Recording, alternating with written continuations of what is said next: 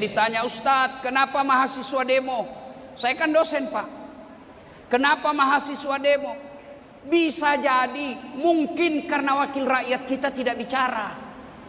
Coba kalau semua pengurus partai, anggota dewan, ketua komisi, ketua fraksi, mereka bicara dan protes tentang MBG, selesai ini masalah.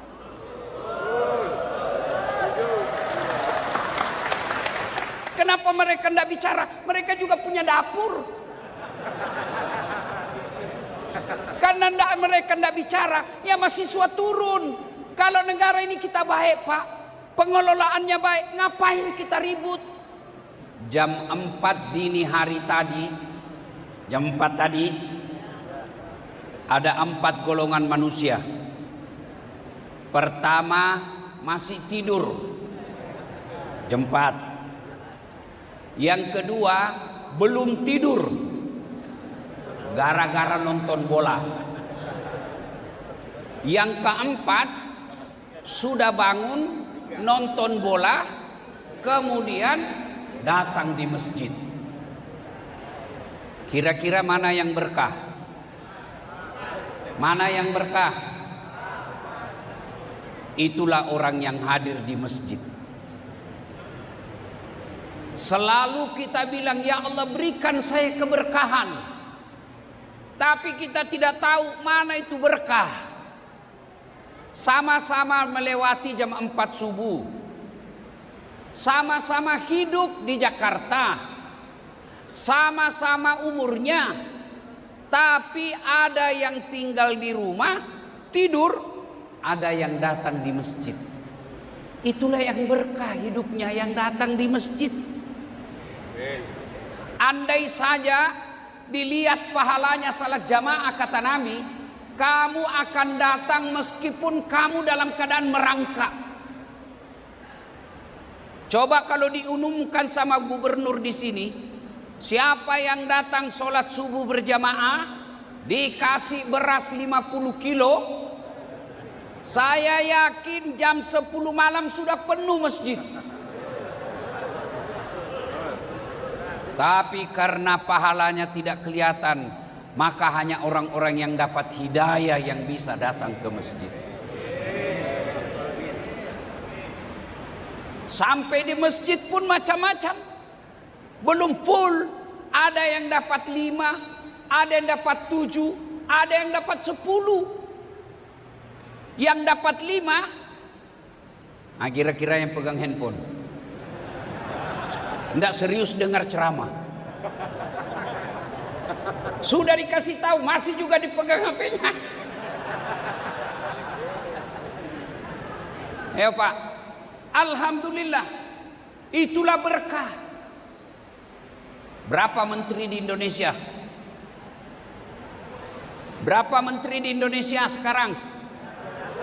Banyak. Kalau saya tidak salah lebih 100. Iya. Tapi yang hadir untuk menengahi kita sholat subuh 1. Itulah yang disebut pejabat yang berkah hidupnya. Banyak menteri, tapi jam 4 masih tidur. Bangun jam 5, ya bagus kalau sholat. Alhamdulillah menyertai kita. Menko Pangan, tidak usah buruk sangka. Dia datang mau ikut presiden kah, mau jadi apakah, urusan dia, urusan kita sesama muslim. Kita hormati kalau dia datang ke masjid. Hati-hati, banyak orang termakan hasut. Banyak orang tidak senang dengan menteri yang dekat dengan ulama. Maka dicarilah kelemahan-kelemahannya. Pasti manusia punya kelemahan. 10 hidupnya dia carinya kelemahan, pasti ada didapat kelemahan 2. Yang 2 dia besarkan, yang 8 dia lupa. Supaya apa? Tidak ada pemimpin yang baik agamanya yang cinta ke masjid. Hati-hati orang Islam menyikapi media. Bapak Ibu tahu enggak? Setiap bulan 5, setiap mau penerimaan siswa baru, pasti pesantren diserang. Dicarikan kelemahan-kelemahannya, dicarikan keburukan-keburukannya. Supaya apa? Orang Islam berkata, tidak usah kau sekolahkan anakmu di pesantren. Tuh dia. Padahal ribuan pesantren, ada satu yang jelek, ini yang dihabisi. Yang 999 dia lupa. Hati-hati menyikapi media. Hati-hati menyikapi media. Saya sering jadi korban. Muka-muka saya, suara-suara saya, video-video saya, tapi narasinya diubah. Jual obat kuat. Ustadz viral dari Makassar, jual obat kuat. Tersinggung saya, Pak. Kalau jual tasbih oke lah. Jual parfum oke. Obat kuat, Pak. Saya masih kuat, Bu. Masih bisa 5 kali sehari. Salah paham. Ceramah. Hati-hati menyikapi media. Bapak, Ibu, saudara-saudara sekalian, berkah hidup inilah yang kita inginkan. Tahun baru, bertahun-tahun umur, kita berharap usia tua kita berkah. Alhamdulillah dalam masjid ini orang tua banyak saya lihat. Muka-muka sakaratil maut. Alhamdulillah berkah Pak hidup kita. Tapi hati-hati, jangan sampai anak kita tidak pernah ke masjid. Demi Allah, kita perlu anak kita anggota DPR. Kita bangga kalau anak kita dokter spesialis. Kita bersyukur kalau orang anak kita jadi profesor doktor. Tapi keliru kalau semua prestasi itu tidak disertai dengan tidak pernah dilihat di masjid. Anak bapak ke luar negeri S1, S2, S3 hebat, tapi tidak pernah nampak di masjid. Tidak ada guna, Pak. Ibu-ibu, Bu, tolong jawab, Bu. Kalau ibu meninggal nanti siapa yang doakan? Suami. Jangan harap, Bu, kawin lagi. Oh, dia dengarlah ini. Kawan saya. Kemudian dia lapor ke istri saya. Istri saya lihat ceramah saya. Lalu dia bilang, Ustadz, itu katanya kalau ibu meninggal suaminya kawin lagi. Jadi kalau saya duluan meninggal, Ustadz kawin lagi. Saya bilang, kau kesini sayang. Ku peluklah dia baik-baik. Saya bilang, Dek, dengar kau baik-baik sayangnya. Jangankan kau meninggal, masih hidup saja sekarang saya selalu berpikir kawin lagi. Apalagi kalau kau sudah mati. Siapa yang doakan kita? Siapa? Anak. Tapi tidak mungkin anakmu diterima doanya kalau dia tidak pernah datang ke masjid sholat. Lihat anak-anak kita sekarang, Pak. Cerdasnya luar biasa. Mau lihat anak-anak kita cerdas? Coba lihat, Pak. Saya aja pegang handphone, ngetik, pegang 2 tangan, masih salah ketik, Pak. Anak-anak kita naik motor balas WhatsApp. Cerdas anak-anak kita sekarang, Pak. Satu aja kurangnya, kurang ajar.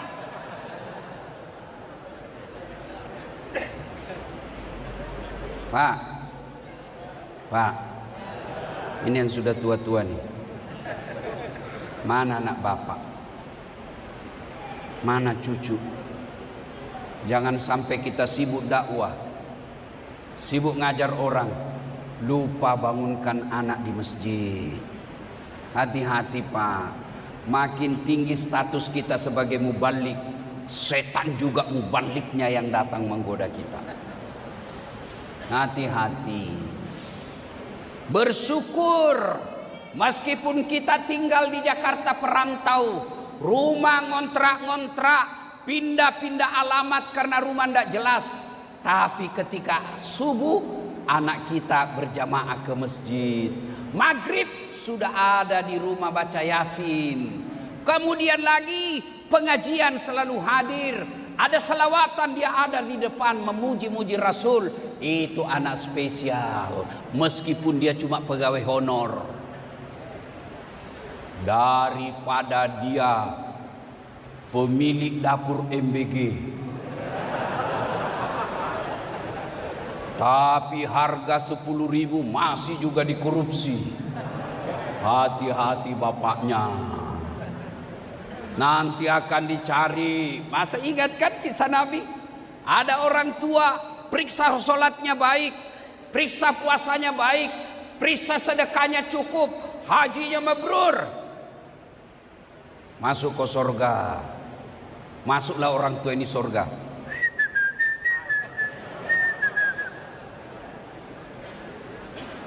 Tiba-tiba ada anak berteriak dari neraka, "Ya Allah, tahan! Tahan, itu bapak saya. Kalau dia masuk surga, kenapa saya ada di neraka? Dia pergi sholat, saya tidak dibangunkan. Dia ikut pengajian, saya tidak pernah diajak. Dia puasa, saya tidak pernah dibangunkan sahur. Memang dia agamanya baik, cerdas dia, tapi saya tidak dididik dengan baik. Di mana maha adilmu ya Allah?"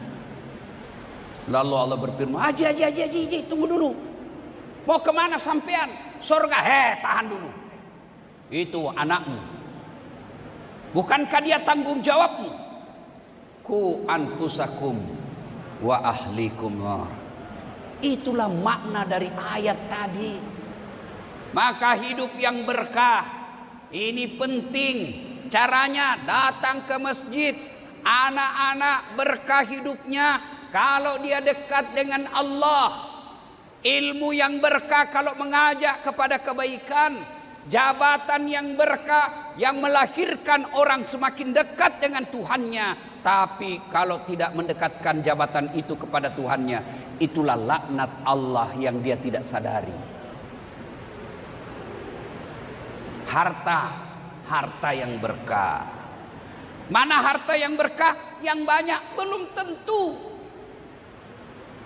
Insya Allah saya besok Pak, sok malam saya mau ke Melbourne. Bapak tahu Melbourne? Bau? Bapak tahu? Tahu? Tanah Abang belok kiri, terus ke bandara, terbang ke Australia. Itu ada haji di Indonesia ini, di Jakarta, namanya Haji Yendra Fahmi. Beliau beli kantor polisi di Melbourne Pak. Kantor polisi dibeli. Lalu untuk apa? Mau dijadikan masjid. Nah, besok kami ke sana untuk peletakan batu persama. Dan hebatnya lagi, dia minta supaya masjid itu namanya ibunya. Saya kenal banyak orang kaya di Jakarta Pak.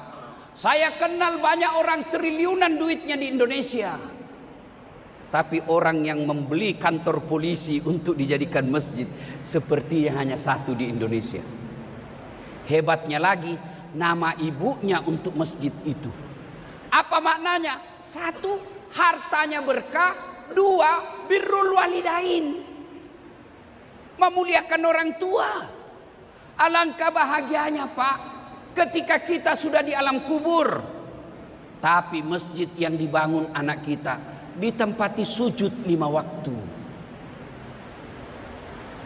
Nah, Pak, harta berkah. Ibu-ibu mau punya harta berkah? Mau? Nah, dengar ini nasihat saya. Ibu-ibu yang kaya tidak usah pakai emas asli. Kenapa?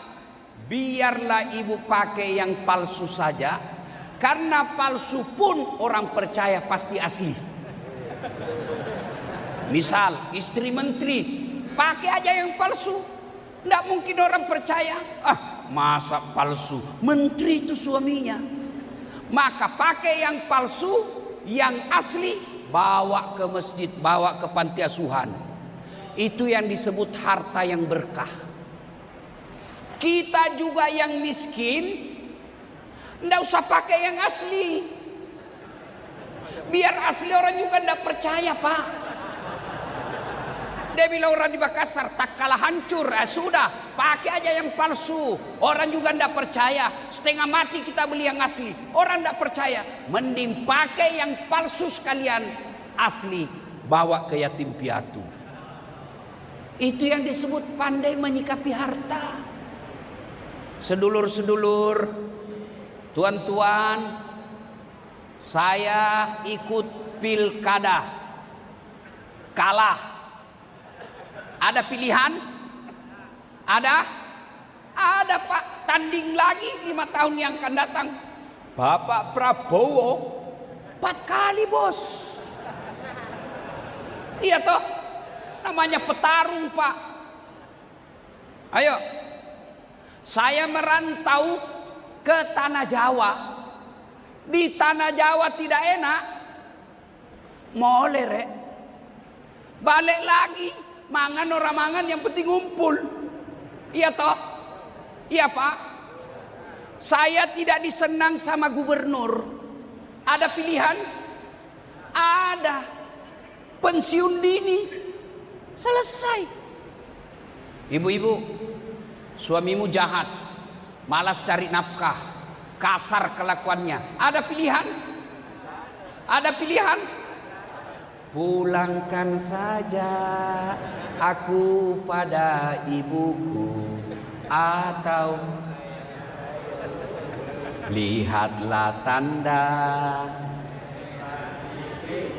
Ayo Bu, bekas tampar sering kau lakukan, menutupi. Samakah aku yang dijual hingga sesukamu? Kau sakiti.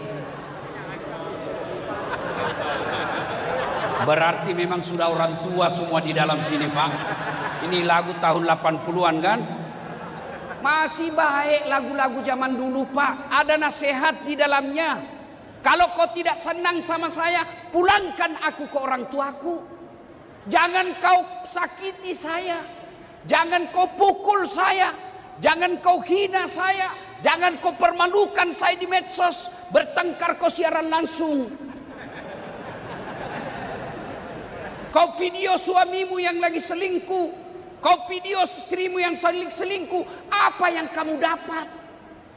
Anakmu akan malu bertahun-tahun. Ibumu akan malu punya anak yang selingkuh suaminya. Apa yang kau capai? Maka lagu zaman dulu Pak nasihat. Pulangkan saja aku pada ibuku atau ayahku. Itu pelajaran Islam. Kamu tidak senang, pulangkan dulu ke orang tuanya. Itu lagu zaman dulu Pak nasihat. Kalau lagu zaman sekarang ibu-ibu apa? Putar ke kiri nona, putarlah ke kiri, ke kanan, ke apa kau dapat kiri kanan. Itulah aslinya beda-beda Pak.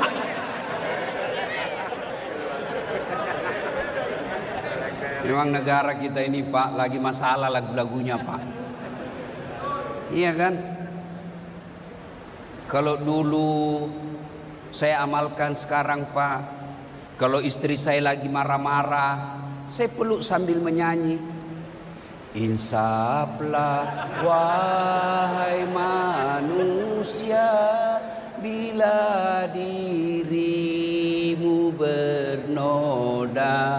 Masya Allah. Saya baru pulang, dia peluk-peluk saya juga karena saya bawakan oleh-oleh emas. Dia peluk saya sambil menyanyi. Bila kamu di sisiku. Kayak film India. Ayo, berkah. Tuan-tuan, anak perhatikan. Kemarin saya baca di medsos, ada anak nuntut ibunya. Ibu kandungnya dia tuntut gara-gara apa? Ibunya jual rumahnya. Ibunya jual rumah karena dia marah. Kenapa? Karena selama bapaknya sakit tidak ada anaknya yang mau merawatnya.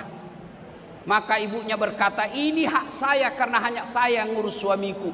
Dituntut di pengadilan orang tuanya. Maukah bapak punya seperti itu? Tentu tidak mau. Maka anak yang berkah itu dekatkan dengan agama. Tahun baru Islam ini, ayo cari keberkahan Allah. Harta kita bawa ke keberkahan, ilmu kita bawa ke keberkahan. Tadi disinggung oleh Pak Kiai Ketua. Jadi pendakwah kita jangan sampai memecah belah umat. Ada sekarang pendakwah senangnya membuat persoalan perpecahan. Terutama yang baru satu baca kitab, itu pun baru setengah, terjemahannya pula. Nih, biasanya hari Ahad Car Free Day. Biasanya hari Ahad jogging. Boleh sehat, boleh otot kuat, jantung sehat, bagus. Tapi jangan lupa sholat dulu. Ada kan lagunya Ome Rama, iya kan? Hei lari pagi memang penting, tapi jangan lupa subuh. Sholat dulu. Jangan lalu kesehatan, lalu Tuhan kau lupakan. Keterlaluan. Iya, boleh Pak. Nah, biar lututmu sehat, jantungmu sehat, paru-parumu bersih. Kalau Tuhanmu katakan pulang, pulang. Tidak ada dokter yang bisa halangi. Tidak ada jabatan yang bisa menunda. Tidak ada ilmu yang bisa menolaknya. Sakaratil maut. 2. Silakan olahraga, tapi tutup auratmu. Terutama ini perempuan. Waduh, saya kalau jogging Pak di Car Free Day Sudirman Tamrin, habis amal saya Pak. Baru turun dari mobil sebelah kanan sudah nampak ketek. Belok ke kiri dada. Maju ke depan paha. Mundur ke belakang pantat. Yang disembunyi aja orang cari, apalagi sudah dipamer. Maka ibu-ibu yang punya anak hobi olahraga, seleksi pakaiannya sebelum dia keluar rumah. Lihat pakaiannya, jangan biarkan ibu anaknya keluar tanpa pakaian sopan. Saya kasihan lihat orang jilbab, pakai jilbab tapi tidak memenuhi syarat, menutup auratnya sudah memenuhi syarat. Tapi yang tidak dia penuhi adalah mempertontonkan lekuk-lekuk tubuh. Ingat, adik-adik sekalian, para olahragawan, ahwat para olahragawan, Allah tidak melarangmu olahraga. Pakaiannya syaratnya 1, tutup auratmu. 2, tidak mempertontonkan lekuk-lekuk tubuh. Ada orang tutup aurat tapi bajunya sempit betul. Kayak lontong Pak. Bapak pernah lihat lontong? Bapak pernah lihat lontong? Itu kan masih ada bekas-bekas ikatannya kan. Yang ketiga syarat pakaian, pantas. Kalau kamu ibu haji pantas enggak? Kalau kau pengurus majelis taklim pantas enggak? Kalau kau muslimah pantas enggak berpakaian begitu? Yang keempat keindahan. Boleh indah tapi dia nomor 4, enggak boleh nomor 1. Coba lihat sekarang Pak. Adik-adik kita, dia masih gadis mungkin dia cari suami. Mama usia sudah 55 tahun. Pakai bajunya sempit. Ada lagi celana itu Pak. Enggak tahu apa namanya itu. Yang melengket betul di betisnya. Melengket, pakai jilbab, tapi roknya pendek begini. Begitu, begitu dia. Allah, inna lillahi wa inna ilaihi raji'un. Mungkin bapak-bapak ada pengajian di sini, anak gadisnya lagi jogging, pakaian seperti itu. Hati-hati, jangan cuma cewek, laki-laki juga. Sepeda. Lihat konten saya Pak, saya sepeda. Saya hobi jogging. Kenapa? Tahan napas. Karena kalau kita napas tidak bagus, tidak bisa ceramah 5 kali sehari. Jogging, tapi saya pakai gamis. Tidak malu Ustaz pakai begini. Ngapain saya malu? Orang aja kelihatan auratnya tidak malu. Masa saya pakaian sopan begini malu? Ini sudah tak bolak-balik otakmu ini. Iya. Sepeda. Boleh sepeda. Tapi jangan pakai yang... Tidak ada yang nafsu lihat saya. Hati-hati Pak. Banyak sekarang laki-laki nafsu sama laki-laki. Hati-hati. Pesan berikutnya. Ini kita lagi susah-susah Pak. Di Makassar alhamdulillah Pertamax Pak cuma 10.000. Alhamdulillah. Cuma setengah liter Pak. Tidak salah toh? Tidak salah Pak. Di Makassar Pertamax cuma 10.000 Pak. Cuma setengah liter lebih. Iya. Keputusan salat subah. Pemerintah sudah mengambil tekad untuk menaikkan itu. Bagi kita orang Islam, wala tayasu mir rauhillah. Jangan kau putus asa akan rahmatku. Tidak ada orang mati di sini karena tidak pakai Pertamax. Tidak ada orang Indonesia mati gara-gara tidak punya oli. Yang perlu kita khawatirkan peredaran narkoba. Hati-hati. Apa boleh buat? Kita tidak senang, tapi inilah yang disebut hidup. Tidak semua kehidupan ini nikmat sesuai kita mau. Apa boleh buat? Keputusan. Mudah-mudahan kita doakan. Keputusan menaikkan itu menjadi pertolongan Allah, negara kita bisa lebih baik.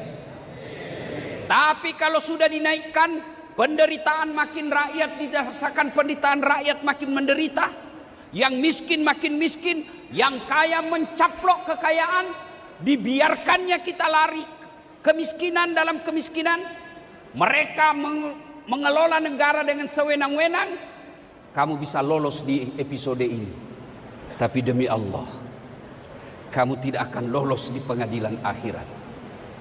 Pada saat kita yang miskin enak masuk surga karena tidak banyak pertanyaan. Mereka yang para pejabat dilihat oleh malaikat penjaga neraka. Sudah lama kutunggu kau. Ditanya, "Marabbuka, siapa Tuhanmu?" Dia jawab, "Ketuhanan yang Maha Esa." Nanti Pak, tidak usah ribut Pak. Saya ditanya, "Ustadz, kenapa mahasiswa demo?" Saya kan dosen Pak. Kenapa mahasiswa demo?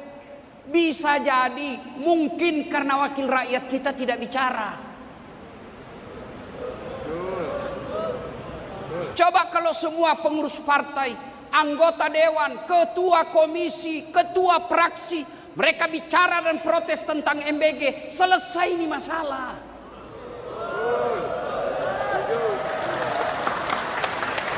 Cuma kan mereka tidak bicara.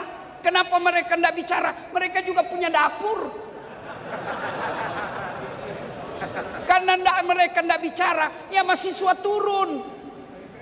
Kalau negara ini kita baik Pak, pengelolaannya baik, ngapain kita ribut? Saya misalnya selalu gaspol tentang MBG. Kenapa saya bicara begitu?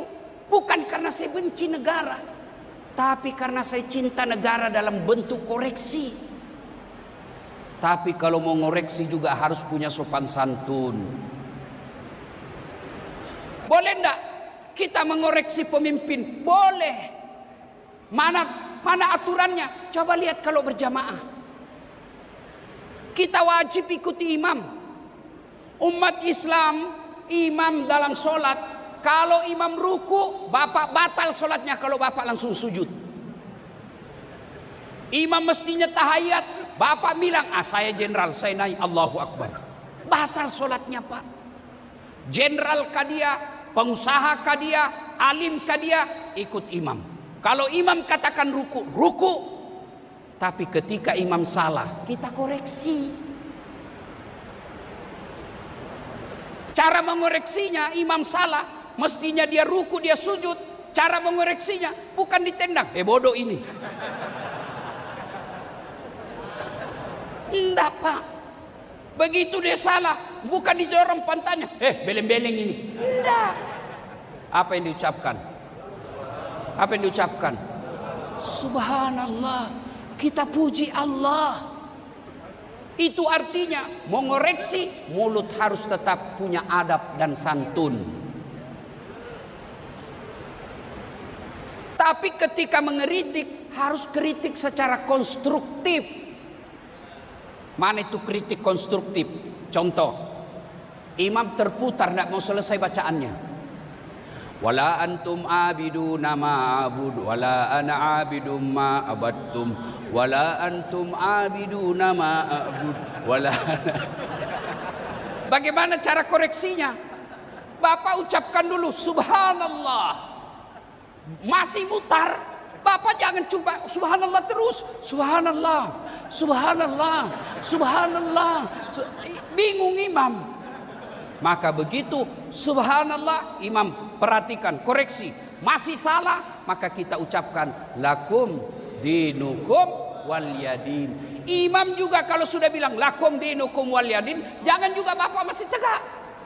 Itu artinya antara pengeriti dan yang dikeriti harus punya sama-sama kepekaan sosial. Bapak Ibu saudara-saudara sekalian, ingin rasanya berlama-lama, tapi waktu yang terbatas. Bapak pikir saya tukang parkir? Cukup ya. Pesan khusus Bapak Ibu, balik ini perhatikan anak kita. Perhatikan anak Pak. Jangan kasih makan uang haram. Uang haram itu uang serangan fajar ketika pilkada. Tapi dia bilang bukan serangan fajar ini Ustaz, ini sedekah subuh.